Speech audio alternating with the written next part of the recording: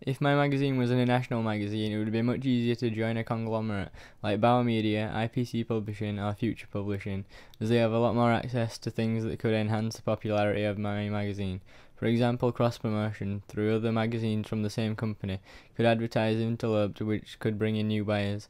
They also have experienced magazine designers and producers, as big conglomerates such as Bauer Media already have several successful magazines covering a wide range of genres. The fact that conglomerates also have a lot more access to celebrities that could feature in my magazine would also bring in a new audience, as the more interviews or information the magazine has, the more it will entice one-off buyers who could potentially become a regular buyer.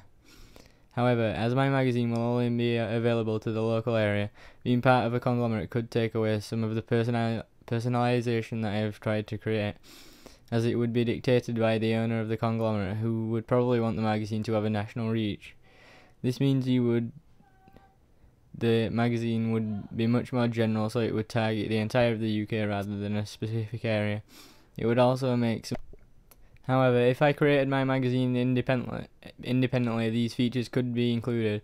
I think these features would be popular, as it appears that the magazine writer is from the local area, which can increase the popularity of the magazine just from how it's written, and not just from what the writing is about. Another example is that there would be much less limitations on what I could put into my magazine if it was owned by an independent company. However, a downside to this is that the celebrities featured in the magazine would have to be much less prominent in industry, which could also be a positive, as it shows bands that are up and coming in the UK.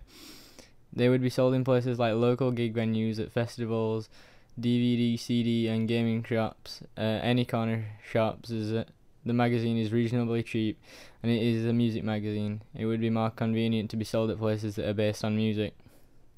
The magazine would probably be run by volunteers, such as another local magazine called Toast, which is also in Sheffield.